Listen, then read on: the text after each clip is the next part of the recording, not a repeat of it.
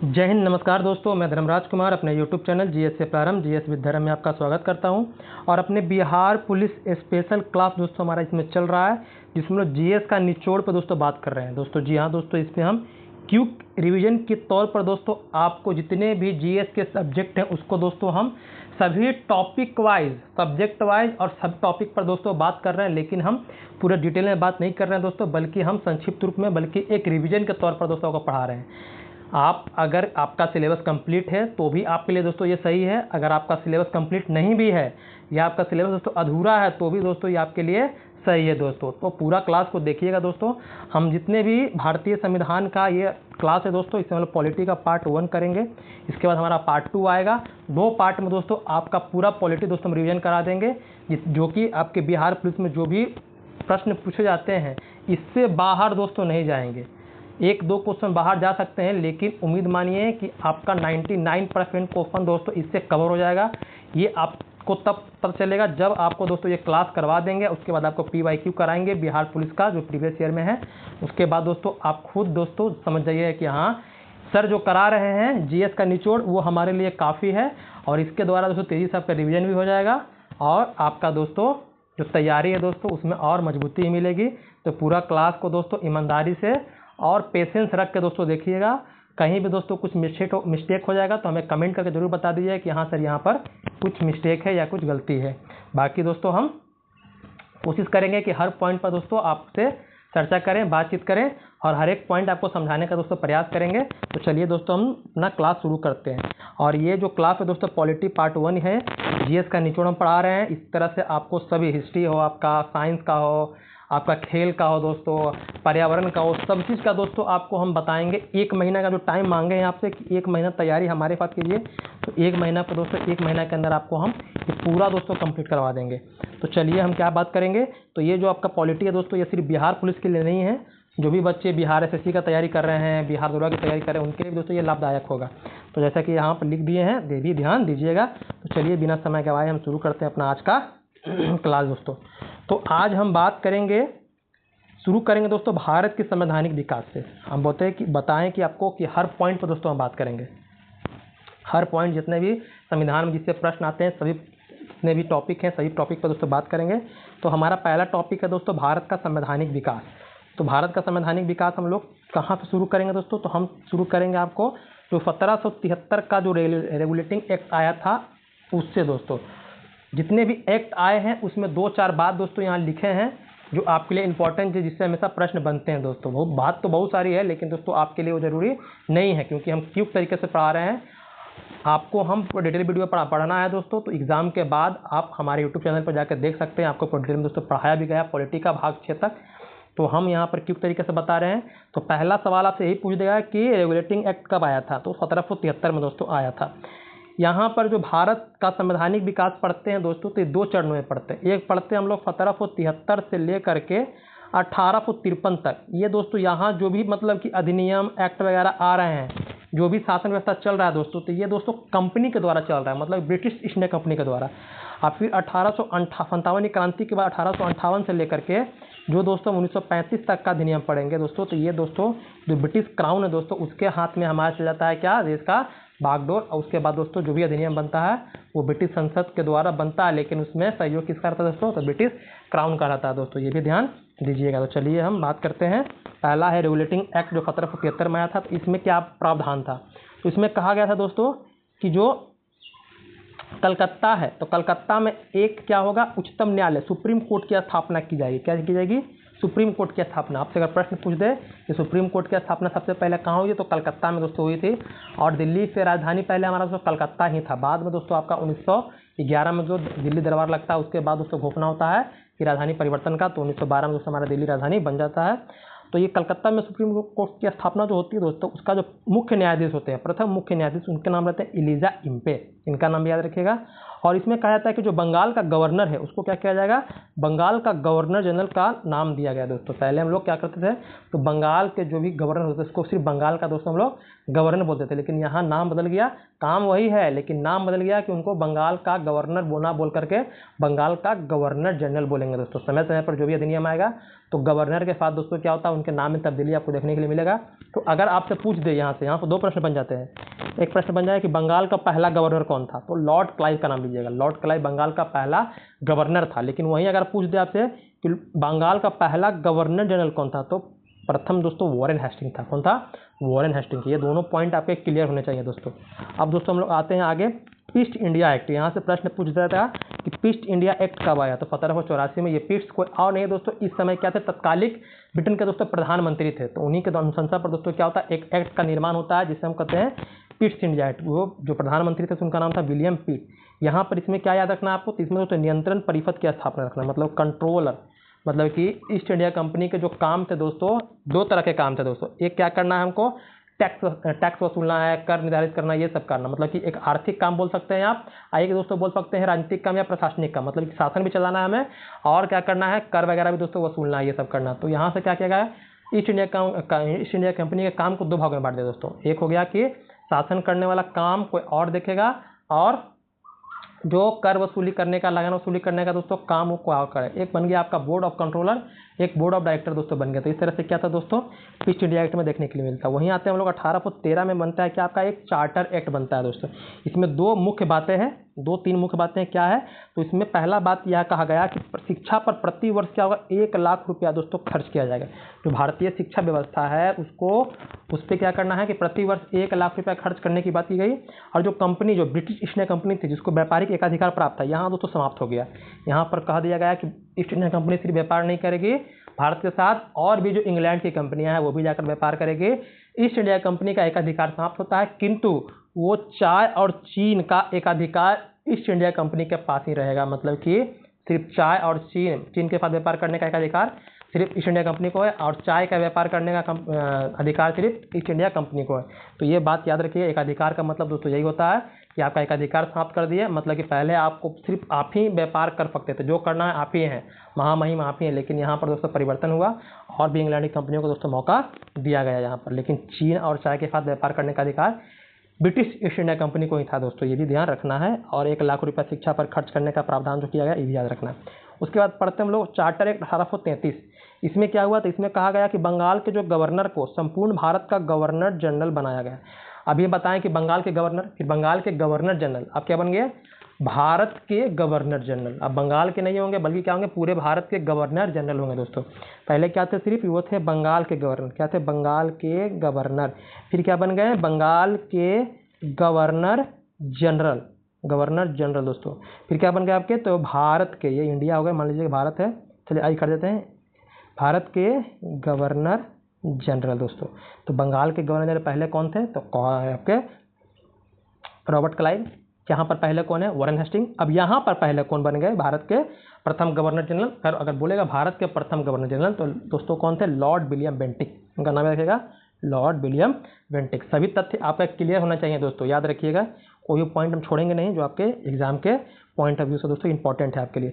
यहाँ पर सबसे बड़ा काम किया गया कि जो कंपनी थी दोस्तों जिसको चाय और चीन के साथ व्यापारिक एकाधिकार प्राप्त था, वो यहाँ पर भी खत्म कर दिया गया। पहले तो 1813 में कहा गया कि आपको सिर्फ आपका व्यापारिक एकाधिकार खत्म होता है और सिर्फ चाय और चीन के साथ व्यापार कर सकते हैं। लेकिन यहाँ पूर्णतः पूरी तरीका से क्या कर दिया गया, ईस्ट इंडिया कंपनी के जो व्यापारिक अधिकार थे उसको खत्म कर दिया गया। कह दिया गया कि आप सिर्फ क्या कीजिएगा, प्रशासनिक कार्य देखिए, आपको व्यापारिक कार्य से कोई मतलब नहीं है। याद रखिएगा, यहाँ गवर्नर जनरल की परिषद में दोस्तों चौथे सदस्य के रूप में कानूनी सदस्य को शामिल किया, एक कानूनी अधिकारी को शामिल किया, जिसका नाम था दोस्तों, प्रथम जो था लॉर्ड मैकाले।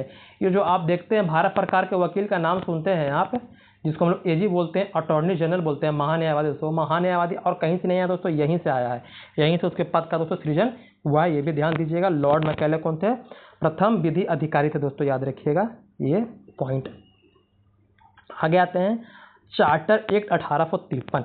ये विधि निर्माण हेतु केंद्रीय विधान परिषद की दोस्तों स्थापना किया था। याद रखिएगा, विधान परिषद की स्थापना 1853 के चार्टर के द्वारा होता है। इसमें कहा गया कि सिविल सेवक की भर्ती हेतु खुली प्रतियोगिता का शुभारंभ हुआ। मतलब कि अगर आप सिविल सेवक बनना चाहते हैं तो आप प्रतियोगिता परीक्षा पास करके आइए, तब जाकर बनेगा। आप यहाँ पर क्या होगा, जैसे क्या उसको बोलते हैं, घूस दे करके या पैरवी से कोई काम नहीं होने वाला है।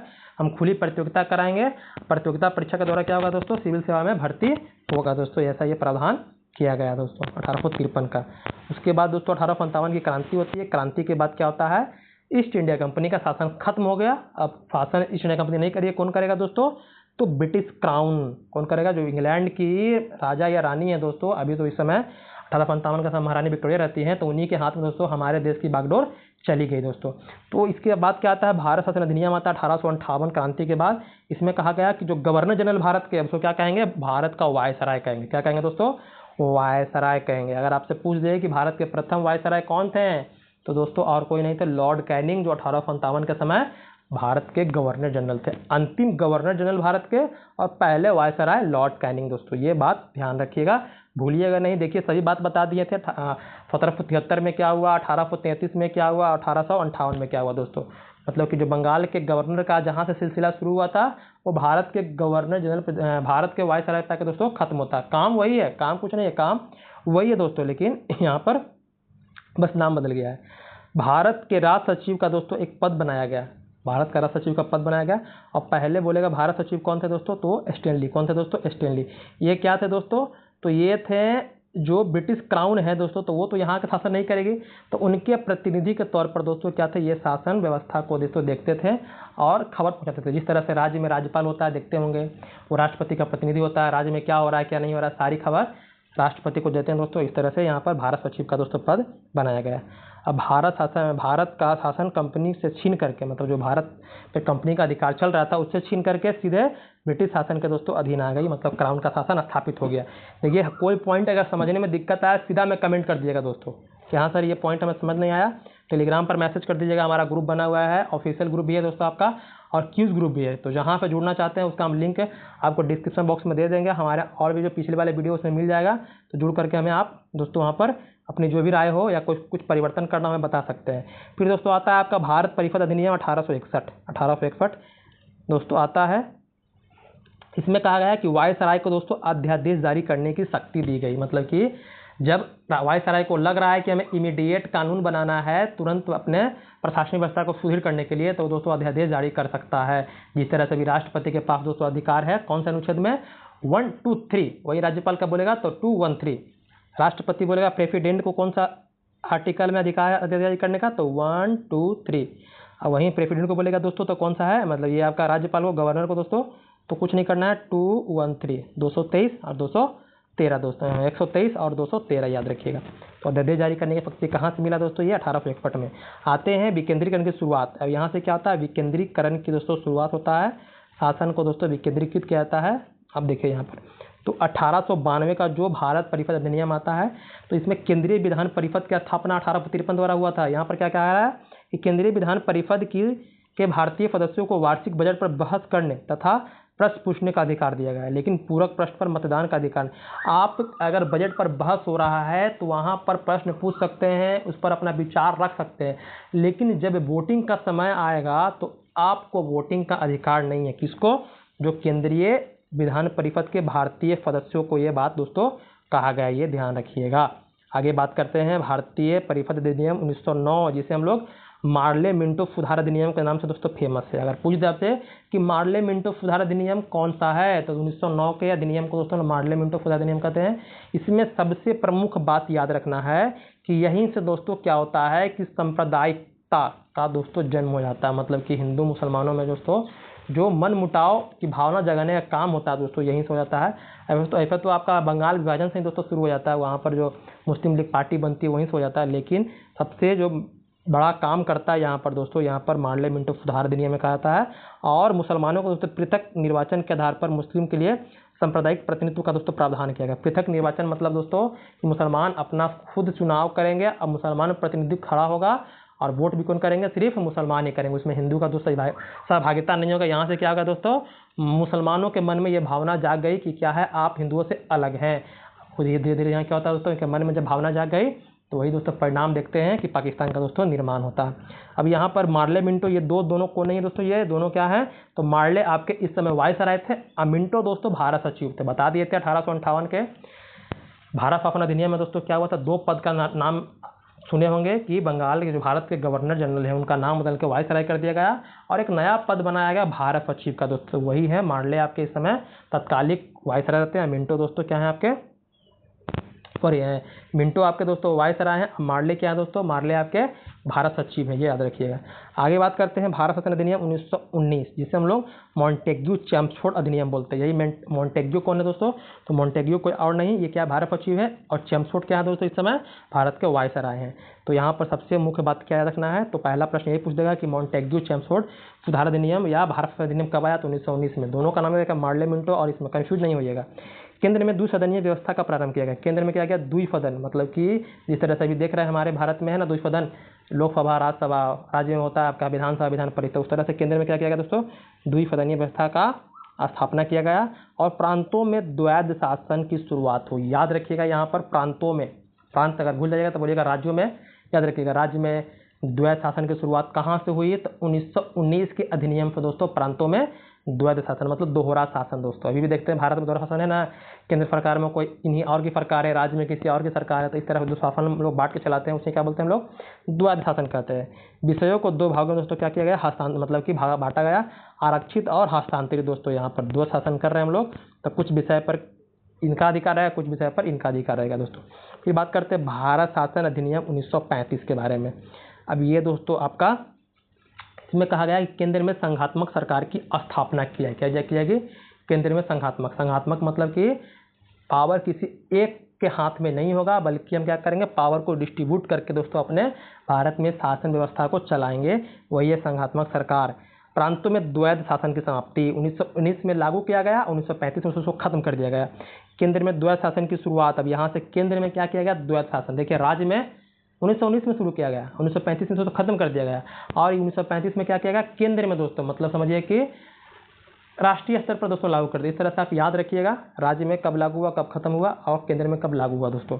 केंद्रीय बैंक एवं संघीय न्यायालय की स्थापना हुई। केंद्रीय बैंक मतलब वो आरबीआई का देखते हैं, आरबीआई की स्थापना आप पढ़ते होंगे 1 अप्रैल 1936 को हुआ था, लेकिन अधिनियम कौन सा था, तो 1935 का ही दोस्तों अधिनियम था। बर्मा को भारत से अलग करने का प्रावधान भी दोस्तों इसमें दिया गया, जो 1935 में से अलग होता है बर्मा, वही म्यांमार की बात हो रही है। और सिंध एवं उड़ीसा नामक नए प्रांतों का निर्माण, सिंध का निर्माण इसी अधिनियम के द्वारा, उड़ीसा को भी दोस्तों इसी अधिनियम के द्वारा बिहार से दोस्तों अलग कर दिया गया था। याद रखिएगा ये भी पॉइंट आप 1 अप्रैल 1936 को। अब आते हैं हम लोग बात करते हैं संविधान सभा पर। जैसे कि हम बात कर लिए संवैधानिक विकास पर, तो सभी पॉइंट को समझने में आपको कोई दिक्कत नहीं होगा। अगर कोई पॉइंट समझने में परेशानी हो रही होगी तो हमें कमेंट कीजिएगा। अब बात करते हैं भारत संविधान सभा पर बात दोस्तों, तो बात करते हैं कि क्या हुआ था, कि बता दिए हैं कि जब भारतीयों को लगा कि हमें अपना संविधान चाहिए, हम अपने तरीके से क्या करेंगे, अपने देश की व्यवस्था को चलाएंगे, उसको चलाने के लिए हमको संविधान चाहिए, तो अंग्रेजी सरकार ने दोस्तों उनकी बात को मानी और एक दोस्तों क्या किया, मिशन भेजा जिसका नाम था कैबिनेट मिशन योजना, जो 1946 में आता है, मार्च 1946 में आता है। इसमें एक प्रमुख बात याद रखिएगा कि इसमें 3 सदस्य रहते हैं। कितने रहते हैं, 3 सदस्य रहते हैं। तीनों का नाम याद रखिएगा, एक है आपके पैसिक लॉरेंस, एक है आपके एवी अलेक्जेंडर और एक है आपके स्टेफोर्ड क्रिप्स। कौन है, स्टेफोर्ड क्रिप्स दोस्तों, याद रखिएगा पैसिक लॉरेंस, अलेक्जेंडर और क्रिप्स दोस्तों। तो इस तरह से इनका नाम याद रखिएगा दोस्तों। अगर ऐसे करना है तो इसको कैप बना लीजिएगा, CAP कैप, क्रिप्स, अलेक्जेंडर और पैसिक लॉरेंस दोस्तों इस समिति जो योजना आया था कैबिनेट मिशन, इसके दोस्तों क्या थे, ये अध्यक्ष थे, ये बात याद रखिएगा। अब यहाँ पर गठन हो गया, गठन होने के बाद यहाँ पर क्या दोस्तों, अप्रत्यक्ष निर्वाचन हुआ, चुनाव हुआ। अब बोला कि जो संविधान सभा बनेगा किसके अधीन बनेगा, ये कांग्रेस के अधीन बनेगा कि मुस्लिम लीग के अधीन बनेगा, तो यहाँ कहा गया कि कुछ नहीं, हम चुनाव कराएंगे। तो चुनाव दोस्तों जुलाई 1946 में चुनाव होता है, जिसमें कांग्रेस पार्टी को दोस्तों बहुमत मिलता है और तय कहता है कि कांग्रेस पार्टी के अधीन संविधान सभा का निर्माण होगा, मतलब संविधान बनेगा। तो सदस्य की संख्या दोस्तों रहती है 389। ये हम 1946 की बात कर रहे हैं जब हमारा संविधान बनने का कार्यक्रम शुरू हो रहा है। तो 389 ब्रिटिश मतलब कि यहाँ कुल रहते हैं, जिसमें ब्रिटिश भारत जहाँ पर अंग्रेजों की हुकूमत है उसमें 296 रहते हैं, और देशी रियासत जहाँ पर राजा मतलब राजतंत्र है, मतलब कि जहाँ राजपाट राजा चला रहे हैं दोस्तों, रजवाड़े का क्षेत्र, वो 93 था, तो इसको जोड़िएगा तो आपका 389 दोस्तों आ जाएगा। इसी में कुल महिला सदस्य की बात करें तो 15 महिला सदस्य थी। 389 में दोस्तों 15 महिला सदस्य थी। अब दोस्तों हो गया, चुनाव वगैरह हो गया, सब कुछ हो गया। अब बैठक होगा, अब संविधान बनाना है तो बैठक करेंगे। तो बैठक कब हुआ? 9 दिसंबर 1946 को तत्काल रूप से दोस्तों बैठक हुआ। यहाँ पर तय नहीं किया गया कि किसको अध्यक्ष है, क्या है क्या नहीं है, बस कहा गया कि हमें संविधान जल्दी बनाना है तो क्या करना हो, बैठ कर बात विचार करना है। तो बैठक का दोस्तों आयोजन किया गया। प्रथम बैठक दोस्तों आपका 9 दिसंबर 1946 को होता है। जैसा कि बताएं दोस्तों, यहाँ पर अध्यक्ष का चुनाव नहीं हुआ था। तो उसी सभा में दोस्तों जो सबसे उम्रदराज व्यक्ति थे वो थे दोस्तों आपके सच्चिदानंद सिन्हा। तो सभी ने आपसी सहमति से इनको दोस्तों क्या किया, अस्थायी अध्यक्ष के तौर पर दोस्तों बनाया। तो अगर पूछ दे आपसे कि संविधान सभा के अस्थायी अध्यक्ष कौन थे तो सच्चिदानंद सिन्हा, या आपसे पूछ दे कि संविधान सभा के प्रथम अध्यक्ष कौन थे तो भी नाम लीजिएगा सच्चिदानंद सिन्हा जी का दोस्तों। तो ये 9 दिसंबर 1946 को दोस्तों बैठक हो गया। लेकिन अब उनको लगा कि ये हम अस्थायी तौर पर अध्यक्ष बनाएंगे करेंगे तो हमारा काम होगा नहीं, तो हमें एक ऐसा अध्यक्ष चाहिए जो लंबे समय तक चले, जो क्या हो, परमानेंट हो। तो परमानेंट अध्यक्ष का दोस्तों चुनाव होता है आपका 11 दिसंबर 1946 को। 2 दिन बाद फिर बैठक होता है। और अस्थायी तौर पर, परमानेंट तौर पर दोस्तों डॉक्टर राजेंद्र प्रसाद जी को क्या कहता है, अध्यक्ष दोस्तों बना दिया जाता है। याद रखिएगा, यही आगे चलकर आपके भारत के प्रथम राष्ट्रपति बनते हैं दोस्तों। उपाध्यक्ष के तौर पर दोस्तों H.C. मुखर्जी को बनाया गया। और संवैधानिक सलाहकार कौन थे? V.N. राव, बनेगा नरसिंह राव, इनका नाम याद रखिएगा दोस्तों। ये चारों पॉइंट आप याद रखिएगा, समझने में दिक्कत होगा तो हमें बताइएगा। उसके बाद क्या हुआ, अब अध्यक्ष भी चुना गया। अब क्या करना है, अब उद्देश्य प्रस्ताव की बात आती है। क्या आती है? उद्देश्य प्रस्ताव कुछ और नहीं, जो आप प्रीएम्बल पढ़ते हैं, प्रस्तावना पढ़ते हैं, हम भारत के लोग, भारत को एक प्रभु संपन्न समाजवादी, वही है दोस्तों। तो ये सबसे पहले प्रस्ताव को किसने लाया, तो ये दोस्तों 9 दिसंबर बैठक पहला, 11 दिसंबर को अध्यक्ष चुना गया। फिर 13 दिसंबर 2 दिन बाद दोस्तों आपका 1946 में क्या होता है, पंडित जवाहरलाल नेहरू जो भारत के पहले प्रधानमंत्री बनते हैं आज़ादी के बाद, उन्होंने प्रस्ताव लाया। किसका? उद्देश्य प्रस्ताव दोस्तों। कब? संविधान सभा के समक्ष 13 दिसंबर 1946 को पेश किया। पेशकर्ता बता दिए पंडित नेहरू थे। अब ये संविधान सभा ने इसको पारित कब किया दोस्तों, तो 22 जनवरी 1947 को। ये दोनों डेट याद रखिएगा। तो इस तरह से क्या हुआ दोस्तों, इस तरह से सब काम हो गया। उद्देश्य प्रस्ताव को पारित कर दिया गया, वही जाकर के आपका प्रस्तावना बनता है दोस्तों। अगर बोले कि उद्देश्य प्रस्ताव कब आया, कौन लाया, कब पारित हुआ, ये सारी बातें आगे और बताएंगे इसके बारे में, उद्देश्य प्रस्ताव के बारे में, क्योंकि हम इसका भी कोसो अलग से एक पॉइंट लिखे हैं। अब अंतिम बैठक होता है। अब संविधान सभा बन गया हो तो एक प्रारूप समिति बनता है, जिसकी बात हम करते हैं आगे। अगर तो अंतिम बैठक होता है 24 जनवरी 1950 को। 24 जनवरी 1950 को बैठक हुआ, जिसमें 284 सदस्य दोस्तों उपस्थित थे, जिन्होंने क्या किया, संविधान पर दोस्तों हस्ताक्षर किया। हस्ताक्षर करने के बाद दोस्तों क्या हुआ, संविधान 2 दिन बाद 26 जनवरी 1950 को दोस्तों लागू हो जाता है दोस्तों। उसी दिन क्या होता है, राजेंद्र प्रसाद जी को सर्वसम्मति से राष्ट्रपति बनाया जाता है, भारत का प्रथम राष्ट्रपति। अब संविधान लागू कब होता है ये पता है, संविधान बनकर तैयार कब होता है यही पता होना चाहिए, 26 नवंबर 1949 को दोस्तों। इसलिए हम लोग हर साल 26 नवंबर 1949 को क्या मनाते हैं, संविधान दिवस के रूप में मनाते हैं। अब 2 महीना बाद क्यों लागू किया गया सर, तो लागू करने के पीछे 1929 में लाहौर अधिवेशन था, जिसमें पंडित जवाहरलाल नेहरू उसकी अध्यक्षता की थी। उन्होंने घोषणा किया था कि अगले साल से क्या करेंगे, 26 जनवरी से हम लोग स्वाधीनता दिवस के रूप में मनाएंगे। तो उसी दिन को याद रखने के लिए दोस्तों 2 महीना बाद आपका संविधान लागू होता है। तो ये बात आपको समझ में आ गया होगा, उम्मीद करते हैं। अब आते हैं हम लोग आगे। अब संविधान बनाने के लिए कुछ समितियां बनी थी, उसका नाम याद रखिएगा, संघ समिति, संघीय संविधान समिति। जहां पर संघ की बात आ जाएगी तुरंत जाइएगा पंडित नेहरू के पास। संघ संविधान समिति बोले, संघ समिति बोले, कुछ ही बोले, संघ से जहां बात आ जाए दोस्तों वहां पर पंडित नेहरू। नियमन समिति, प्रक्रिया समिति, संचालन समिति, मतलब संविधान का संचालन कैसे हो, कैसे उसका नियम किया जाए, कैसे प्रक्रिया चलाई जाए, तो कौन करेगा दोस्तों, ये अध्यक्ष करते थे। जो संविधान सभा के अध्यक्ष कौन थे, डॉक्टर राजेंद्र प्रसाद जी। प्रांतीय समिति, मौलिक अधिकार एवं अल्पसंख्यक समिति के अध्यक्ष कौन थे, सरदार वल्लभ पटेल। अब ये कैसे याद रखिएगा, तो प्रांतों को जोड़ने का काम, प्रांतों को जोड़ने का काम किसने किया था, जो 562-65 रियासत था दोस्तों, उसको एकीकरण करने का काम किसने किया था दोस्तों, तो सरदार वल्लभ पटेल। तो इस तरह से याद रखिए, ये प्रांतों को जोड़ने का काम किसने किए थे, तो सरदार वल्लभ पटेल। मौलिक अधिकार के भी दोस्तों ये क्या थे, समिति के अध्यक्ष थे। प्रारूप समिति जो सबसे इंपॉर्टेंट है आपके लिए, तो इसका गठन किया गया था 29 अगस्त 1947 को। हमारा संविधान का प्रारूप कैसा हो ये तय करने के लिए एक समिति बना था, जिसका नाम था प्रारूप समिति। कब बना था, 29 अगस्त 1947 को, जिसके अध्यक्ष कौन थे, doctor Bhimrao Ambedkar, doctor BR Ambedkar. जिसमें इसमें कुल दोस्तों आपके 7 सदस्य थे, जिसमें ये इंक्लूड हैं आपके BR अम्बेडकर, मतलब कि 1 + 6 B.R. अम्बेडकर एक हो गए अध्यक्ष के तौर पर और 6 अन्य दोस्तों। तो इस तरह से इनका भी नाम याद रखिएगा, B.R.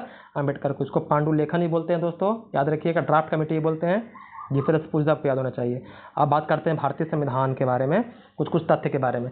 26 जनवरी 1949 को हम बता दिए संविधान क्या हुआ था, पारित हो गया था, लेकिन लागू नहीं हुआ था। पारित मतलब यहाँ बनकर तैयार हो गया था, हम संविधान को अंगीकृत कर लिए थे। ये 26 जनवरी 1950 को लागू हुआ था। कारण बता दिया आपको। कितना समय लगा, 2 वर्ष 11 मिनट 18 दिन लगा था। मूल संविधान जो 26 जनवरी 1950 को लागू हुआ। जब भी हम मूल संविधान बोलेंगे मेरे मुख से निकलेगा तो समझ जाइएगा 26 जनवरी 1950 के संविधान की बात कर रहे हैं। तो 22 भाग थे, 8 अनुसूची था और 395 अनुच्छेद थे दोस्तों, ये याद होना चाहिए आपको। वर्तमान में बात करें तो 25 भाग हो गए हैं। कौन कौन से भाग बढ़े उसके बाद बारे में बताएंगे।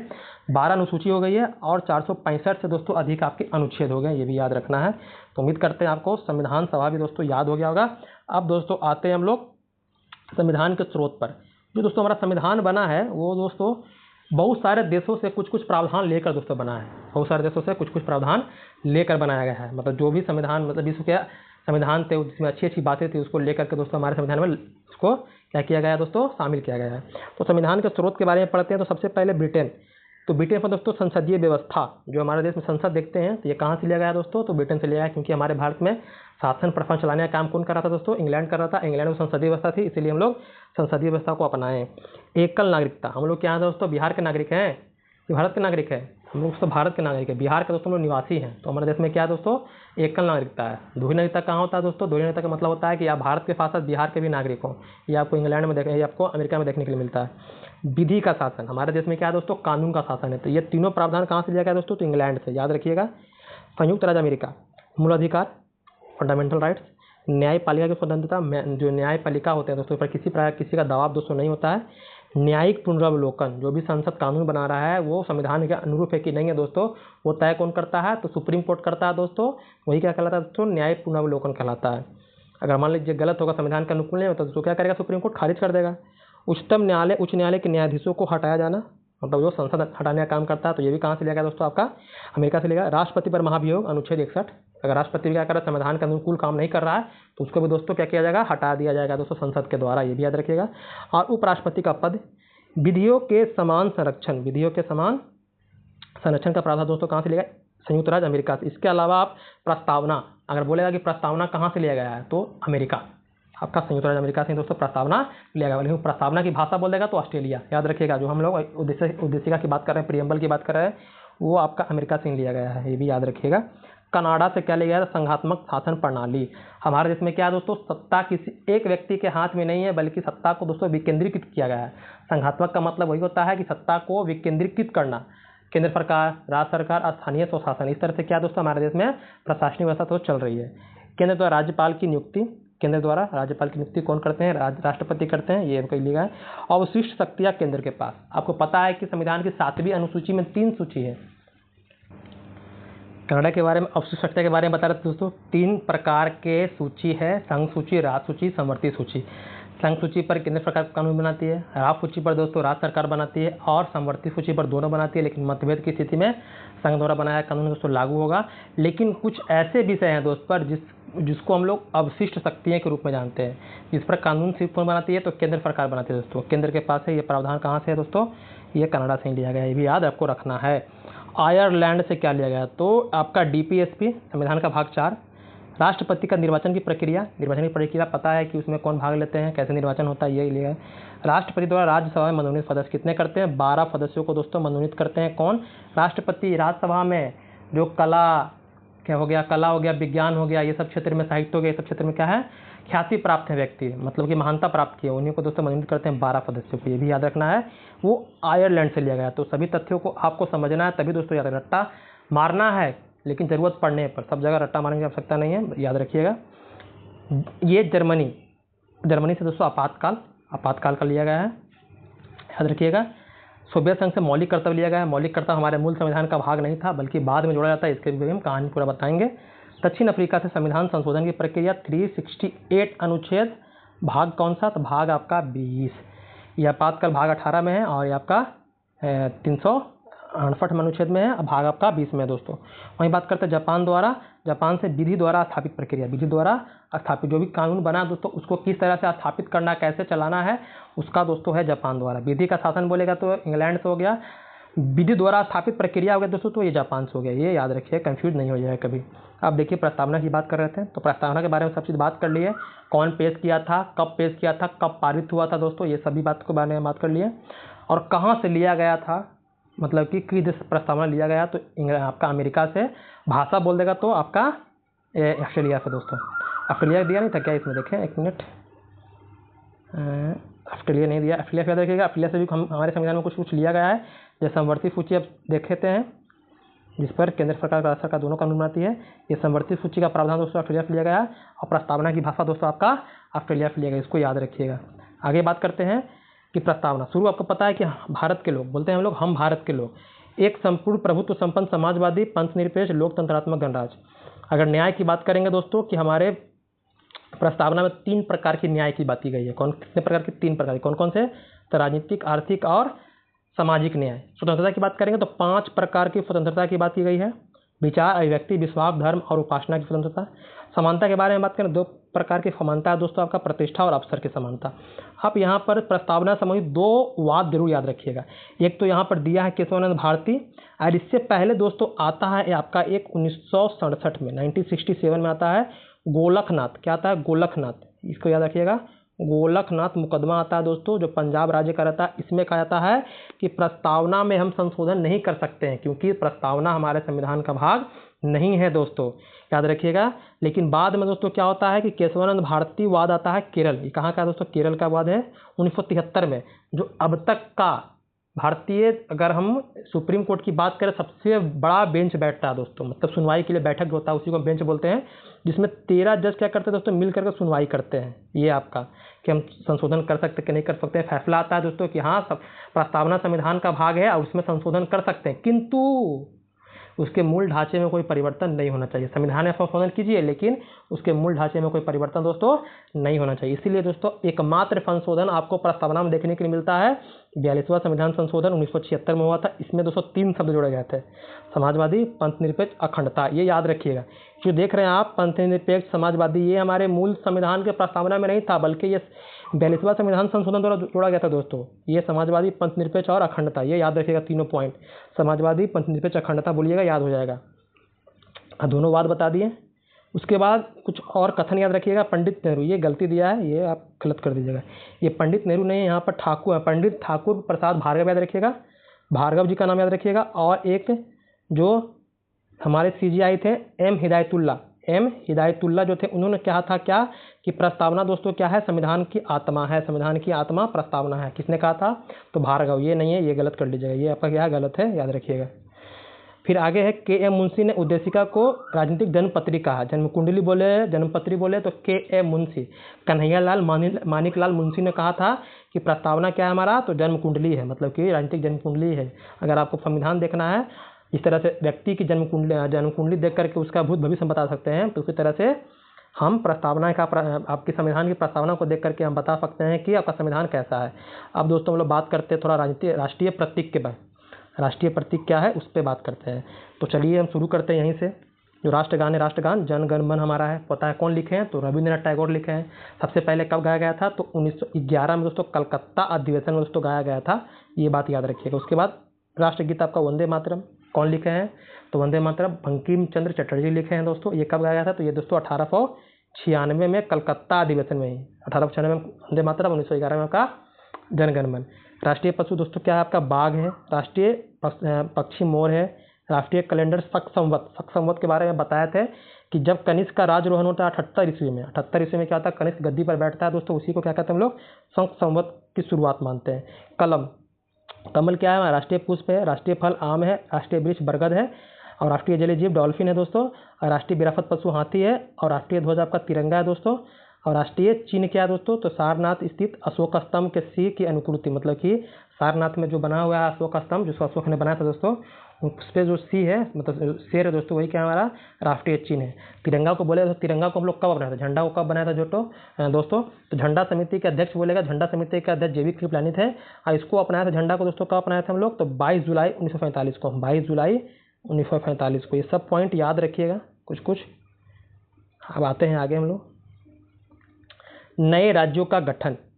अब क्या होता है दोस्तों, जब हमारा देश आज़ाद हो जाता है तो आज़ादी के बाद क्या होता है कि राज्यों का पुनर्गठन कैसे किया जाए, वो मतलब कि जो सरकार थी पंडित नेहरू जी, उनके समक्ष जो समस्या थी, तब वहाँ पर आता है कि लोग बोलते हैं क्या किया जाए कि भाषा के आधार पर राज्यों का पुनर्गठन किया जाए।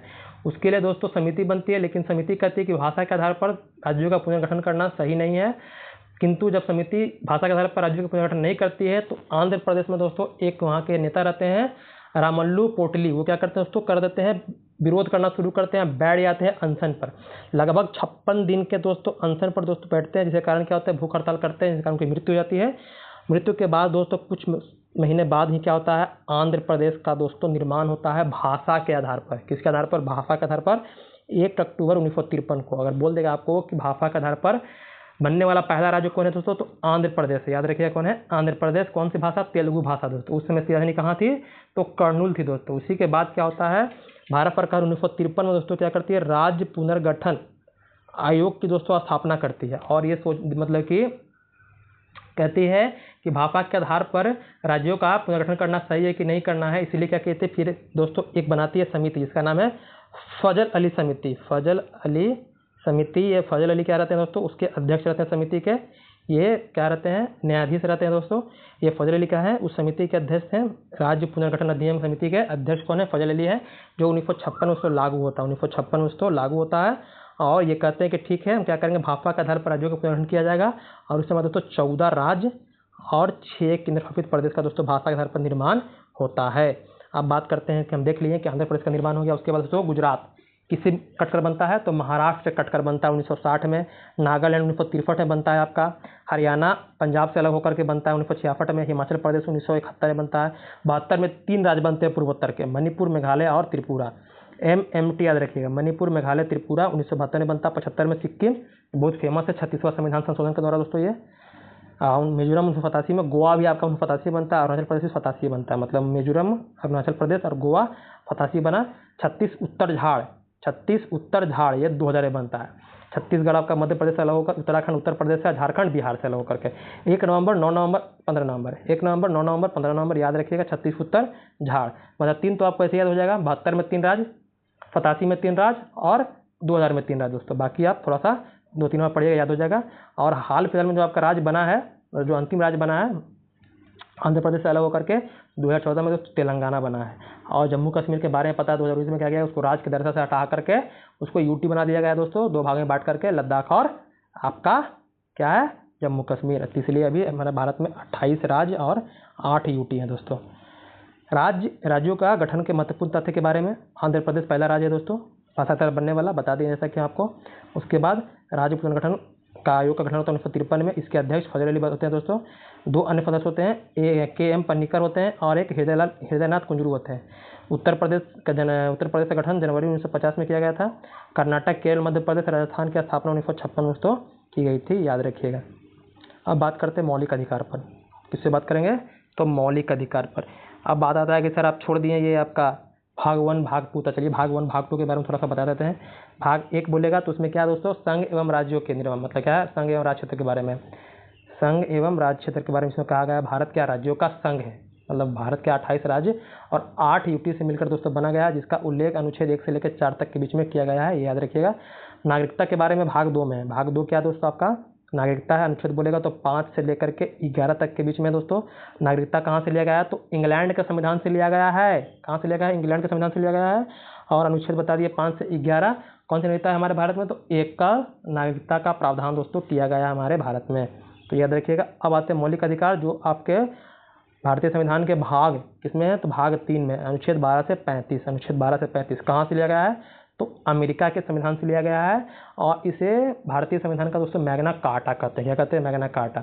अब हम बात करें कि हमारा जो मूल संविधान था, मतलब कि 26 जनवरी 1950 को जो हमारा संविधान लागू हुआ था, उस समय हमारे संविधान में दोस्तों 7 मौलिक अधिकार थे, लेकिन यहाँ पर कितने, 6 ही हैं। 1 2 3 4 5 6। 7वां क्या हुआ, तो सातवां दोस्तों संपत्ति का अधिकार था। संपत्ति का अधिकार क्या था, मौलिक अधिकार की श्रेणी में दोस्तों ठीक से नहीं बैठ रहा था, जिसके कारण क्या किया गया, 44वां संविधान संशोधन के द्वारा दोस्तों आपका 1976 में या फिर 1978 में क्या किया गया, उसको मौलिक अधिकार की श्रेणी से दोस्तों निकाल दिया गया, उसको एक कानूनी अधिकारी बना दिया, मतलब कि कानूनी विधिक अधिकार बना दिया गया।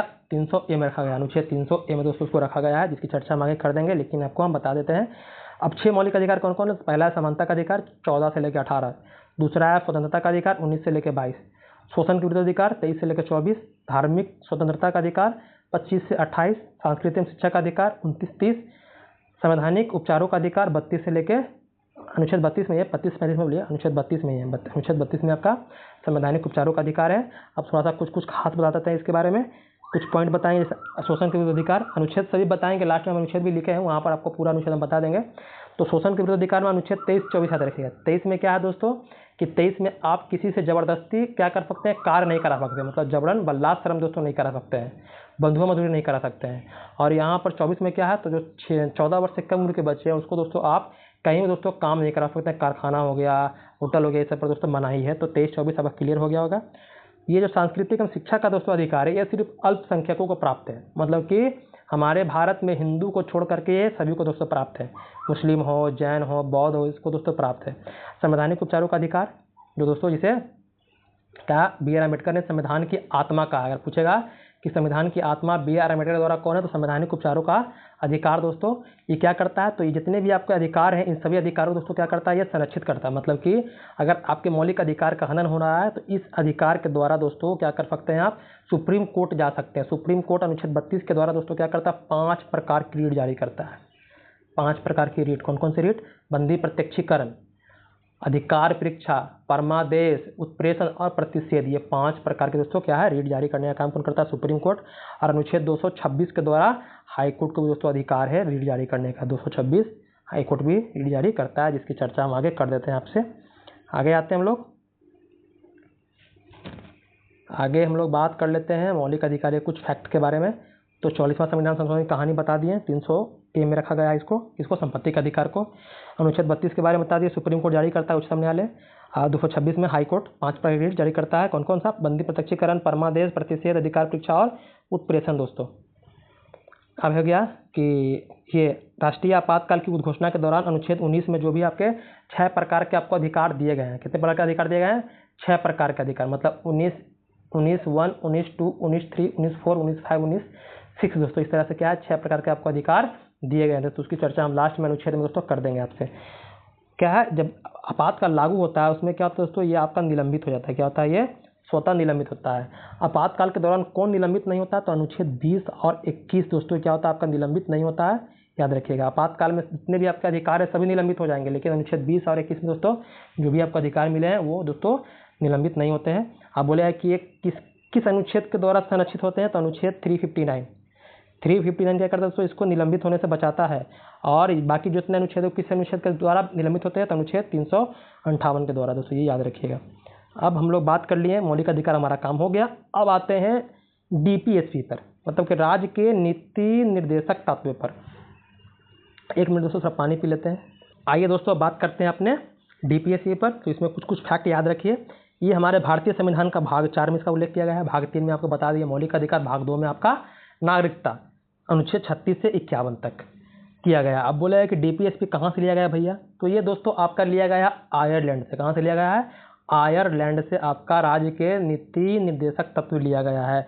अब कभी कभी प्रश्न करता है आपसे कि DPSP और आपका जो फंडामेंटल राइट है, मतलब कि नीति निर्देशक तत्व और मौलिक अधिकार में मूल अंतर क्या है, तो मूल अंतर बोलिएगा कि जो मौलिक अधिकार में जो भी आपको अधिकार दिए गए हैं, जो भी बातें उसमें बताई गई है, उसको लेकर के दोस्तों आप सुप्रीम कोर्ट जा सकते हैं। लेकिन इसमें जो राज्य के नीति निर्देशक तत्व में जो भी बातें बताई गई है आपको, लेकिन इसको लेकर दोस्तों आप सुप्रीम कोर्ट या हाई कोर्ट दोस्तों नहीं जा सकते, मतलब हाई कोर्ट का दरवाजा आप खटखटा नहीं सकते हैं दोस्तों। तो ये क्या है, गैर वाद योग्य है। क्या है, गैर वाद योग्य, मतलब कि न्यायालय द्वारा इसको लागू नहीं किया जा सकता, मतलब इसमें जो भी प्रावधान दिया रहेगा तो न्यायालय नहीं सुनेगा दोस्तों। ये दोस्तों अधिकार दिया गया किसको, राज्यों को दिया गया है। ये राज्य के मतलब कि कल्याणकारी राज्य की स्थापना के लिए दोस्तों इसमें प्रावधान दिया गया है। उसी में देखते हैं कि शराबबंदी, बिहार में शराबबंदी है। अगर मान लीजिए कि वो न्यायालय इसको सुनवाई करता तो जितने भी बिहार में जितने भी आपको मतलब कि शराब पीने वाले लोग दिखते हैं वो क्या करेंगे, तुरंत पहुंच जाएंगे कहाँ पर, सुप्रीम कोर्ट की, देखिए सर ऐसा ऐसा बात है, हमारे अधिकार का हनन हो रहा है। तो ये दोस्तों क्या है, राज्य के पास दोस्तों ये अधिकार दिया गया, ना कि ये दोस्तों इसमें, और ये क्या है आपका गैर वाद योग्य है, मतलब इसमें इसको लेकर के आप न्यायालय नहीं जा सकते हैं, याद रखिएगा। इसका उद्देश्य बता दिए, कल्याणकारी राज्य की स्थापना करना है दोस्तों। बाकी जो अनुच्छेद है बाकी हम बताएंगे, अनुच्छेद लास्ट में बताएंगे, याद रखिएगा। अब आते हैं हम लोग मौलिक कर्तव्य के बारे में। मौलिक कर्तव्य के बारे में जान लीजिए। तो सबसे पहले बताएंगे आपको कि हमारे भारतीय जो मूल संविधान था दोस्तों, इसमें मौलिक कर्तव्य का उल्लेख नहीं किया गया था। मौलिक कर्तव्य का उल्लेख नहीं किया गया, लेकिन लगा कि भारत सरकार को लगा कि अब लोगों को जब अधिकार मिला है तो उनको कुछ न कुछ कर्तव्य भी उनको होने चाहिए। मतलब जब हम किसी को अधिकार दे रहे हैं तो अधिकार तभी दोस्तों सही है जब उनका कुछ कर्तव्य हो, और जब आप कुछ काम कीजिएगा तभी आपको अधिकार देने में हमें अच्छा लगेगा। तो सरकार ने क्या किया दोस्तों, ये कर्तव्य के लिए दोस्तों एक बनाई समिति। उस समिति का नाम था दोस्तों स्वर्ण सिंह समिति। सरदार स्वर्ण सिंह की अध्यक्षता में दोस्तों स्वर्ण सिंह समिति बनाया गया था। और इन्होंने क्या कहा, सरकार को बोला कि हम 8 कर्तव्य की बात की है। किसने, सरदार स्वर्ण सिंह ने 8 कर्तव्य सरकार को बोला कि 8 कर्तव्य हमारे संविधान में रखने चाहिए। लेकिन सरकार ने कहा 8 नहीं भैया, ये हम क्या करेंगे 10 कर्तव्य को जोड़ेंगे। कितने कर्तव्य को जोड़ेंगे, 10। तो 42वां संविधान संशोधन 1976 के द्वारा सरदार स्वर्ण सिंह समिति के अनुशंसा पर हमारे संविधान में संशोधन होता है और 10 कर्तव्य को दोस्तों जोड़ा जाता है। इसके लिए दोस्तों एक नया भाग बन गया और एक नया अनुच्छेद बन गया। भाग कौन, तो जो आप 4 देख रहे हैं दोस्तों, उसी को 4A, उसी 4 में दोस्तों ए जोड़ दिए और यहाँ से बन गया आपका फंडामेंटल ड्यूटीज। इसमें क्या आ गया दोस्तों फंडामेंटल ड्यूटीज जो 1976 में जोड़ा गया था। इसमें 10 कर्तव्य जोड़े गए थे। कितने कर्तव्य जोड़े गए थे, 10 कर्तव्य दोस्तों जोड़े गए थे। प्रारंभ में दोस्तों 10 जोड़े गए थे, बाद में आपका 11, अभी वर्तमान में कितने 11। 11वां कर्तव्य कौन है सर, तो 11वां दोस्तों आपका 86वां संविधान संशोधन के द्वारा कहा जाता है कि जो 6 से 14 वर्ष के उम्र के बच्चे हैं उनके माता पिता का कर्तव्य है कि उनको क्या किया जाए, शिक्षित मतलब स्कूल भेजे शिक्षा ग्रहण करने के लिए। देखते हैं सरकारी स्कूल में निःशुल्क शिक्षा का प्रावधान है 6 से 14 वर्ष के बच्चों के लिए दोस्तों। तो यही है 11वां कर्तव्य आपका, तो इसको याद रखिएगा। चलिए हम चलते हैं आगे। अब आते हैं राष्ट्रपति के बारे में। थोड़ा राष्ट्रपति के बारे में जान लीजिए। क्लास थोड़ा लंबा होगा तो थोड़ा सा घबराइएगा नहीं, ताकि आप कम समय में दोस्तों रिवीजन करा दे रहे हैं, वो आपके लिए बड़ी बात है। भारत का राष्ट्रपति तो देश का प्रथम नागरिक होता है, उनकी पत्नी देश की प्रथम महिला होती है। संघ का कार्यपालिका प्रमुख होता है, जो संघ की कार्यपालिका शक्ति है। कार्यपालिका मतलब जो काम करते हैं, काम कौन करते हैं देश के लिए, तो राष्ट्रपति हो गए, प्रधानमंत्री हो गए, ये सब क्या करते हैं दोस्तों, काम करते हैं। तीनों सेनाओं के प्रधान सेनापति होते हैं, मतलब जो तीनों सेनाएं थल जल और वायु, उनके प्रधान सेनापति कौन होते हैं दोस्तों, आपके ये राष्ट्रपति होते हैं। अब दोस्तों थोड़ा सा राष्ट्रपति के बारे में कुछ तथ्य बात करते हैं जो आपके एग्जाम के लिए ज़रूरी है। तो सबसे पहले राष्ट्रपति हम लोग यहाँ पर कहाँ प्रवेश कर गए, भाग 5 में प्रवेश कर गए। कहाँ प्रवेश कर गए, भाग 5। भाग 4A तक हम बात कर चुके हैं दोस्तों। अब तक हम आपको भाग 1 संघ एवं राज्य के बारे में, नागरिकता के बारे में 2, 3 मौलिक अधिकार, 4 DPSP, 4A में दोस्तों क्या बात की हम लोग, आपका फंडामेंटल ड्यूटीज़ के बारे में दोस्तों हम बात कर लिए। तो इतना हम उम्मीद करते हैं कि आपका क्लियर हो गया होगा दोस्तों। अब राष्ट्रपति आता है भाग 5 दोस्तों। तब भाग 5 शुरू होता है आपका अनुच्छेद 52 से। तो अनुच्छेद 52 से लेकर के आपका जो 78 तक का जो अनुच्छेद है दोस्तों, ये कार्यपालिका के बारे में बताता है। हम जब अनुच्छेद आपका जो भाग 5 पढ़ते हैं उसको 3 भाग में बांट के पढ़ते हैं, 3 भाग में बांट करके पढ़ते हैं। एक पढ़ते हैं कार्यपालिका, दूसरा पढ़ते हैं विधायिका, तीसरा पढ़ते हैं दोस्तों न्यायपालिका। क्योंकि सरकार के 3 अंग होते हैं दोस्तों, कार्यपालिका, विधायिका, न्यायपालिका। कार्यपालिका जो क्या करेगी, काम करेगी दोस्तों, मतलब जो भी कानून होगा दोस्तों, कानून को लागू करने का काम करती है। कानून बनाया कौन, विधायिका बनाएगी। विधायिका मतलब संसद, लोकसभा, राज्यसभा, याद रखिएगा। और उसको सही है कि नहीं, संविधान के अनुकूल है कि नहीं दोस्तों, वो देखने का काम कौन करता है, न्यायपालिका दोस्तों करती है। तो हम बात करते हैं आपका राष्ट्रपति, जिसका उल्लेख अनुच्छेद 52 में किया गया है।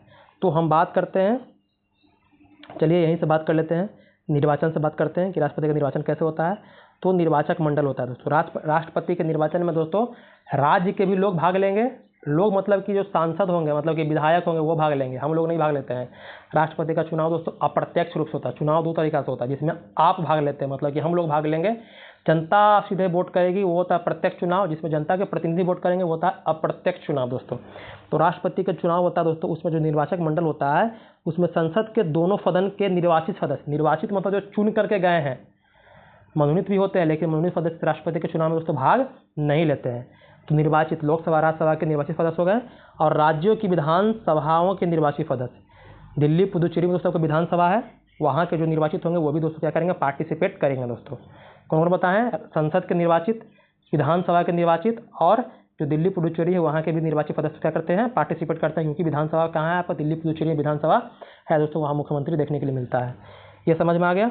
वहीं बात करते हैं हम लोग शपथ के बारे में। शपथ कौन दिलाता है? तो जब दोस्तों राष्ट्रपति का चुनाव हो जाता है, राष्ट्रपति बन जाते हैं, तो शपथ दिलाने का काम करता है जो भारत के मुख्य न्यायाधीश होते हैं, जो CJI chief justice of India होंगे, वो क्या करेंगे? राष्ट्रपति को दोस्तों दिलाएंगे शपथ। लेकिन मान लीजिए कि ये चल गए, अनुपस्थित हो गए, मतलब मान लीजिए तबियत खराब हो गया या कहीं बाहर गाँव घूमने चल गए, कहीं चल गए, किसी कारण से क्या अनुपस्थित है, एब्सेंट है, तब कौन शपथ दिलाएगा? तब दोस्तों जो उच्चतम न्यायालय का वरिष्ठतम जो न्यायाधीश होगा, वही क्या करेगा? इनको शपथ दिलाएगा दोस्तों। योग्यता क्या होनी चाहिए? तो भारत के सबसे पहले नागरिक होइए आप, 35 वर्ष की आयु आपका पूरा हो जाना चाहिए, और लोकसभा का सदस्य निर्वाचित होने की योग्यता आप में होनी चाहिए दोस्तों। ये आपके क्या है? योग्यता है दोस्तों। और किसी भी लाभ के पद पर आप ना हो, याद रखिएगा, लाभ के पद पर नहीं होगा। हटा भी सकते हैं आपको हम, अगर राष्ट्रपति बना भी सकते हैं तो हटा भी सकते हैं। तो कैसे हटाएंगे? तो महाभियोग लगा करके। अगर आप संविधान के अनुकूल काम नहीं करते हैं तो दोस्तों आप पर महाभियोग चलेगा, अनुच्छेद 61 के द्वारा। आपकी पदावधि क्या है? तो शपथ ग्रहण करने पर 5 वर्ष तक दोस्तों, याद रखिएगा। ये सभी बातें समझ में आ गई होगी आपका। लेकिन कुछ बातें और बताते हैं कि जैसे मान लीजिए कि राष्ट्रपति का चुनाव हो गया, विवाद अगर होता है राष्ट्रपति के चुनाव में, तो ये अनुच्छेद 71 में जाता है, सुप्रीम कोर्ट सुनवाई करता है। कौन करता है? Supreme court. समाधान बोलेगा तो राष्ट्रपति को समाधान शक्ति अनुच्छेद 72 में है। बाकी अध्यादेश के बारे में बता दिए, 1, 2, 3 ये सब। चलिए तब आगे चलते हैं। अब बात करते हैं राष्ट्रपति पर महाभियोग के बारे में। बता दिया अनुच्छेद आपका 61 में है। लाया जाता है किसी भी सदन में संसद पर महाभियोग, मतलब कि राष्ट्रपति पर महाभियोग दोस्तों संसद में चलता है। किसी भी सदन में दोस्तों लाया जाएगा, या तो राज्यसभा या तो लोकसभा, कोई भी ला सकता है दोस्तों। पारित होता है, दोनों सदनों से अलग अलग पारित होगा, और कुल सदस्य संख्या का 2/3 बहुमत से दोस्तों पारित होगा। मतलब क्या किए हम? आरोप लगाएं कि राष्ट्रपति संविधान के अनुकूल काम नहीं कर रहा है। ये आरोप लगा कहाँ? राज्यसभा में। तो राज्यसभा क्या किया? इससे जो भी आरोप को दोस्तों पारित कर दिया 2/3 से। वही बात गया कहाँ आपका? लोकसभा में। तो लोकसभा भी क्या किया कि हाँ, राष्ट्रपति संविधान के अनुकूल काम नहीं कर रहा है दोस्तों। अगर आपका ये पारित कर दिया लोकसभा, तो वहाँ से क्या होता है? महाभियोग की प्रक्रिया पूरी समझ जाती है, और राष्ट्रपति का पद दोस्तों खाली करना पड़ता है राष्ट्रपति को। यही क्या है? महाभियोग है। कहाँ से लिया गया है? तो आपका अमेरिका के संविधान से लिया गया है ये महाभियोग की प्रक्रिया। अब बात करते हैं उपराष्ट्रपति के बारे में। तो उपराष्ट्रपति अगर बात करते हैं इनका निर्वाचन, तो लोकसभा, राज्यसभा के सदस्य, इसमें सभी सदस्य भाग लेंगे भाई। जो भी लोकसभा के निर्वाचित हो या गैर निर्वाचित हो, मनोनीत हो, सभी भाग लेंगे। लेकिन सिर्फ संसद के, इसमें विधानसभा, राज्य का कोई भाग नहीं होता है दोस्तों, भागीदारी नहीं होती है। सिर्फ लोकसभा और राज्यसभा के क्या करेंगे? सदस्य भाग लेंगे, या निर्वाचित हो या वो गैर निर्वाचित हो दोस्तों। ये पॉइंट याद रखिएगा। शपथ कौन दिलाएगा? ये राष्ट्रपति शपथ दिलाते हैं। राष्ट्रपति को अगर कार्यकाल कितना होता है? तो 5 वर्ष का होता है। योग्यता के बारे में बात करेंगे तो भारत का नागरिक हो, 35 वर्ष की आयु हो, और राज्यसभा का, क्योंकि ये राज्यसभा में काम करते हैं, ये राज्यसभा के पदेन सभापति होते हैं उपराष्ट्रपति दोस्तों। तो राज्यसभा के सदस्य चुनने की इनमें योग्यता हो, निर्वाचित होने की योग्यता हो, और राष्ट्रपति का लोकसभा में, याद रखिएगा। राष्ट्रपति को सौंपता है त्यागपत्र। कौन सौंपता है? तो राष्ट्रपति को सौंपता है। मान लीजिए कि कभी इनको त्यागपत्र देने का मन कर दिया कार्यकाल से पहले, 5 वर्ष से पहले, तो राष्ट्रपति को देंगे। अगर राष्ट्रपति को देना है तो उपराष्ट्रपति को देंगे, याद रखिएगा।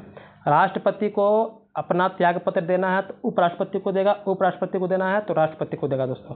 लेकिन राष्ट्रपति अगर देता है त्यागपत्र अपना, तो ये उपराष्ट्रपति सबसे पहले किसको खबर देंगे? जो लोकसभा के अध्यक्ष होंगे उसको खबर देंगे कि फलना व्यक्ति जो थे राष्ट्रपति, उन्होंने अपना त्यागपत्र दे दिया है। राज्यसभा के पदेन सभापति होते हैं कौन? तो आपके उपराष्ट्रपति दोस्तों। पदेन मतलब होता है जिस काम के लिए इनको बनाए वो काम ना कराकर दूसरा काम करवाना, वही पदेन होता है दोस्तों। अब आते हैं आगे हम लोग केंद्रीय मंत्री परिषद के बारे में बात करते हैं। केंद्रीय मंत्री परिषद, मोदी जी का देखे होंगे मंत्रिमंडल, उसी के बारे में बात करते हैं। तो इसमें कौन कौन शामिल होता है केंद्रीय मंत्री परिषद में? तो प्रधानमंत्री होते हैं, कैबिनेट मंत्री, राज्य मंत्री, उप मंत्री। कैबिनेट मंत्री मतलब जैसे कैबिनेट का मतलब हो गया जो कैबिनेट में काम करे, जो प्रधानमंत्री का जो अपना मंत्रिमंडल है वही क्या कहलाता है? कैबिनेट मंत्री कहलाता है दोस्तों। नियुक्ति कौन करते हैं? तो राष्ट्रपति द्वारा प्रधानमंत्री की सलाह पर प्रधानमंत्री की नियुक्ति हो गया, या कितने भी मंत्री परिषद में मंत्री हैं सबकी नियुक्ति कौन करता है दोस्तों? तो राष्ट्रपति करते हैं। प्रधानमंत्री की नियुक्ति करता है, उसके बाद प्रधानमंत्री बोलते हैं कि हाँ फलना कोई ये इसके लिए क्या कीजिए, नियुक्त किए, तो राष्ट्रपति करते हैं। इसका प्रमुख कौन होता है? केंद्रीय मंत्री परिषद का प्रधानमंत्री होता है। हटाया कैसे जाता है? तो लोकसभा में अविश्वास प्रस्ताव ला करके। ये अविश्वास प्रस्ताव सिर्फ लोकसभा में दोस्तों आता है, और लोकसभा में पारित होता है। लाता कौन है? तो विपक्ष के जो नेता होंगे। मान लीजिए मोदी जी की सरकार है, तो विपक्ष में कौन है नेता? तो आपके राहुल गांधी जी कांग्रेस है, तो कांग्रेस के पार्टी जो होंगे वो क्या करेंगे? लोकसभा में दोस्तों क्या करेंगे? अपना प्रस्ताव लाएंगे, अविश्वास प्रस्ताव। अगर पारित हो जाता है तो मोदी जी को देना पड़ेगा त्याग पत्र, यहाँ से इनकी कहानी हो जाएगी दोस्तों खत्म। आकार, तो लोकसभा के सदस्यों के कुल सदस्यों के 15% से मंत्री नहीं हो सकते। मान लीजिए कि मोदी जी का अपना मंत्रिमंडल है, तो लोकसभा का जितना दोस्तों सदस्य संख्या है उसका 15% से अधिक नहीं। जैसे मान लीजिए लोकसभा में आपका 543 है या 545 है, तो इससे इसका 15% जितना होगा उससे ज़्यादा मंत्री दोस्तों आप रख नहीं सकते हैं। ये कहा गया था आपका कौन सा संविधान संशोधन, तो 51वां संविधान संशोधन हुआ था 2003 में, इसमें दोस्तों ये प्रावधान किया गया था। तो उम्मीद करते हैं ये भी समझ में आ गया। उत्तरदायी होते हैं किसके प्रति, तो लोकसभा के प्रति। यहाँ से 2 प्रश्न बनेगा आपसे, अगर बोल देगा कि जो मंत्री परिषद होते हैं किसके प्रति सामूहिक रूप से उत्तरदायी होता है, तो लोकसभा। लेकिन व्यक्तिगत रूप से बोल देगा कि व्यक्तिगत रूप से किसके प्रति, तो जो हमारे राष्ट्रपति हैं दोस्तों उनके प्रति होता है। व्यक्तिगत रूप से राष्ट्रपति, सामूहिक रूप से लोकसभा। ये सब पॉइंट को याद रखिएगा, भूलिएगा नहीं। अब बात करते हैं महान्यायवादी के बारे में, थोड़ा सा और है महान्यायवादी के बारे में। महान्यायवादी दोस्तों जो क्या होते हैं, भारत सरकार के वकील के नाम से जाने जाते हैं, जिसका उल्लेख आपका अनुच्छेद 76 में किया गया है। वही जो विधि अधिकारी बना था लॉर्ड मैकेले, उसी की बात कर रहे हैं, वही महान्यायवादी है दोस्तों। यही महान्यायवादी का पद वहीं से आता है आपका अनुच्छेद 76 में दोस्तों। अगर बात करें एक परिचय इसका दे दे, तो ये भारत सरकार का सर्वोच्च विधिक सलाहकार होता है। मतलब कि मान लीजिए कि भारत सरकार को कभी कोई भी समस्या पर दोस्तों क्या चाहिए, सलाह चाहिए, तो ये सलाह देता है। विधिक सलाहकार, कानूनी सलाहकार दोस्तों ये होता है। ऐसे भारत सरकार का वकील के नाम से दोस्तों हम लोग जानते हैं। इनकी नियुक्ति कौन करता है दोस्तों, तो नियुक्ति दोस्तों राष्ट्रपति करता है। ये राष्ट्रपति के प्रसाद पर्यंत काम करते हैं, मतलब कि राष्ट्रपति इसको बना भी सकता है, राष्ट्रपति अपनी इच्छा अनुसार इसको हटा भी सकता है दोस्तों। योग्यता क्या है, तो जो उच्चतम न्यायालय के न्यायाधीश नियुक्ति होने की दोस्तों, अगर इसमें उच्चतम न्यायालय के न्यायाधीश नियुक्त होने की योग्यता है तो राष्ट्रपति इसको नियुक्त करेगा। नहीं तो अगर राष्ट्रपति को लग रहा है कि क्या है दोस्तों महानतम एक विधि अधिकारी राष्ट्रपति की नजरों में, तो वो दोस्तों इसको नियुक्त कर सकता है। इसके पास क्या अधिकार है, तो भारत के सभी न्यायालयों में दोस्तों सुनवाई का अधिकार है। भारत जितने भी न्यायालय हैं, सुप्रीम कोर्ट हो गया, आपका हाई कोर्ट हो गया, कोई भी किसी प्रकार न्यायालय दोस्तों, वहाँ पर इसको दोस्तों सुनवाई करने का अधिकार है। और संसद की कार्रवाई में उसको भाग देने का अधिकार है। संसद की जो बैठक चल रही है, लोकसभा की, राज्यसभा की, किसी भी तरह की बैठक चल रही है, तो वहाँ दोस्तों अपना विचार रख सकता है, बोल सकता है। लेकिन दोस्तों जब वोटिंग का समय आएगा तो वोटिंग नहीं कर सकता है, वोटिंग नहीं कर सकता। ये अनुच्छेद 88 में कहा गया, अनुच्छेद 88 में कहा गया है। वहीं बात करते हैं कि राष्ट्रपति के प्रसाद पर्यंत ये अपना पद ग्रहण करता है। सामान्यतः 3 वर्ष का होता है, लेकिन उससे पहले भी दोस्तों ज़्यादा भी हो सकता है। प्रसाद पर्यंत का मतलब कि राष्ट्रपति की इच्छा पर निर्भर करता है कार्यकाल के बारे में। ऐसे कार्यकाल पूछेगा नहीं आपसे, बस पूछे राष्ट्रपति के प्रसाद पर्यंत होता है। अनुच्छेद आपका 76 में क्या, इसी को हम लोग बोलते हैं एजी, क्या बोलते हैं एजी, अटॉर्नी जनरल ऑफ इंडिया। तो उम्मीद करते ये भी समझ में आपका आ गया होगा। अब थोड़ा आते हैं हम लोग नियंत्रक महालेखा परीक्षक के बारे में थोड़ा बात कर लेते हैं। तो नियंत्रक महालेखा परीक्षक दोस्तों जिसको हम लोग बोलते हैं CAG, CAG, comptroller attorney general बोलते हैं दोस्तों, नियंत्रक महालेखा परीक्षक बोलते हैं, जिसका उल्लेख अनुच्छेद 148 में किया गया है। कहाँ किया गया है, 148 में किया गया है दोस्तों। इसकी नियुक्ति कौन करता है, तो नियुक्ति इसका राष्ट्रपति करता है। आपका हो गया प्रधानमंत्री हो गया, महान्यायवादी, अटॉर्नी जनरल हो गया, कैग हो गया, सबकी नियुक्ति कौन करता है दोस्तों, तो राष्ट्रपति करते हैं। ये क्या काम करता है भैया, तो ये केंद्र तथा राज्य सरकार का लेखा परीक्षक करता है। जो भी वित्तीय संबंध होते हैं, मतलब वित्तीय जो लेखा होता है दोस्तों, उसको तैयार करने का काम कौन करता है दोस्तों, तो ये कैग करता है दोस्तों। रिपोर्ट तैयार करता है, रिपोर्ट तैयार करके बाद किसको देगा, तो ये देता है राष्ट्रपति को। किसको देता है दोस्तों, राष्ट्रपति को सौंपता है, क्योंकि राष्ट्रपति को नियुक्त किया तो केंद्र और राज्य का जो लेखा रिपोर्ट है, लेखा परीक्षण उसका करता है, और रिपोर्ट किसको सौंपा, राष्ट्रपति को। इनका कार्यकाल कितना होता है, तो 6 वर्ष या 65 वर्ष, या तो पहले 6 वर्ष पूरा हो जाए या तो पहले उनका 65 वर्ष आयु हो जाए, दोनों में से पहले जो होगा वो दोस्तों उनका कार्यकाल होगा। सेवानिवृत्ति के बाद ये भारत सरकार या राज्य सरकार के अधीन किसी पद पर दोस्तों काम नहीं कर सकते, क्योंकि जो आपका कैग होता है ये दोस्तों भारत सरकार और राज्य सरकार के सभी वित्तीय जो होते हैं लेखा रिपोर्ट, इनको सभी चीज़ की जानकारी दोस्तों हो जाती है। इसीलिए भारत सरकार, भारतीय संविधान में उल्लेख बताया गया है, प्रावधान किया गया है कि कैग अपने रिटायरमेंट के बाद कहीं भी काम नहीं करेगा दोस्तों, ये याद रखिएगा। अगर इनके कर्तव्य के बारे में बोलेगा तो अनुच्छेद 151 में इनका उल्लेख किया गया है, याद रखिएगा। तो हम दोस्तों आज यहीं तक छोड़ते हैं, नहीं तो क्लास और लंबा हो जाएगा, क्योंकि अभी बताना था हमको, संसद भी बताना था, लोकसभा राज्यसभा था, और ये आपका वित्तीय समिति था। तो सोचते हैं कि आपको यहीं बताएं, आगे हम अगला क्लास में ले लेंगे दोस्तों। तो उम्मीद करते हैं ये क्लास दोस्तों आपको अच्छा लगा होगा। अगर दोस्तों अच्छा लगा या कुछ कमी होगी तो हमें कमेंट करके जरूर बताइएगा, और अपने दोस्तों को भी शेयर कीजिएगा दोस्तों, जो बिहार पुलिस के एग्ज़ाम देने के लिए हैं दोस्तों, जिनकी तैयारी दोस्तों अधूरी है, उनका भी थोड़ा आपकी वजह से भला हो जाएगा दोस्तों। हम तो दोस्तों चाह रहे हैं कि सबका दोस्तों सिलेबस कंप्लीट हो जाए, अपना सब अच्छा स्कोर करे, सबका दोस्तों रिजल्ट आए। बाकी रिजल्ट के बाद तो जो फिजिकल है दोस्तों वो आपके हाथ में है, वो तो आपके ऊपर निर्भर करता है। बाकी जो रिटर्न होता है दोस्तों वो भी आप ही के ऊपर निर्भर करता है, लेकिन आप पढ़ाई किस तरह से करते हैं वहाँ पर दोस्तों गाइडेंस की ज़रूरत होती है। मतलब क्या पढ़ना है, क्या छोड़ना है, किस तरीक़ा से पढ़ना है, कौन सा हमारा इंपॉर्टेंट पार्ट है दोस्तों, ये सब चीज़ें ज़रूरत होती है। ताकि आप आसानी से दोस्तों आपका सिलेबस कवर हो जाए और क्या हो, आप चिंता मुक्त हो। बहुत सारे स्टूडेंट क्या होते हैं कि सिलेबस कवर ना होने के कारण दोस्तों वो आ जाते हैं, प्रेशर में आते हैं कि हम तो कुछ पढ़े ही नहीं है, जाएंगे तुक्का मार देंगे। तुक्का मार देंगे मतलब दोस्तों उनका क्या हो रहा है, साल बर्बाद हो जा रहा है। लेकिन ऐसा होना नहीं चाहिए। अगर आप कम्पिटिटिव एग्जाम की तैयारी कर रहे हैं, प्रतियोगिता परीक्षा की तैयारी कर रहे हैं दोस्तों, तो कुछ समय अगर आप अच्छे से सिलेबस कवर कर लेते हैं, सिलेबस कुछ बड़ा नहीं है, बस अपना एक सिलेबस तैयार कर लीजिए और मटेरियल कहाँ कहाँ से क्या क्या पढ़ना है वो जमा कर लीजिए। फिर उसको आराम से दोस्तों पढ़िए, फिर आपका आसानी से सिलेबस कवर हो जाने के बाद बस दोस्तों आपका रिवीजन चाहिए। क्या चाहिए आपको? बस रिवीजन चाहिए। रिवीजन का मतलब ही दोस्तों रिजल्ट होता है। रिवीजन कीजिएगा, उसके परिणाम स्वरूप दोस्तों आपको रिजल्ट मिलेगा ही। इसी तरह इसीलिए दोस्तों हम क्विक रिवीजन सीरीज लाएँ आप लोग के लिए, ताकि आसानी से दोस्तों आपका जिसका सिलेबस कवर है, जिसका सिलेबस कवर नहीं है, जिसका अधूरा है, सभी का दोस्तों ये क्या हो, लाभदायक हो दोस्तों, एक ब्रह्मास्त्र की तरह काम करें। बाकी दोस्तों तैयारी आप अच्छे से कीजिए। कुछ भी अगर डाउट्स हो तो हमारे टेलीग्राम चैनल पर जुड़ जाइएगा। क्विज भी चलता है डेली हमारे चैनल पर दोस्तों। अभी बिहार पुलिस के एग्ज़ाम को ध्यान में रखें दोस्तों, अभी चल रहा है, तो वहाँ भी जुड़ करके आप वहाँ से 9:30 बजे डेली हम रात में लेते हैं, तो वहाँ जुड़ करके दोस्तों लाभ प्राप्त कर सकते हैं। आगे तैयारी दोस्तों अच्छे से कीजिएगा। धन्यवाद दोस्तों।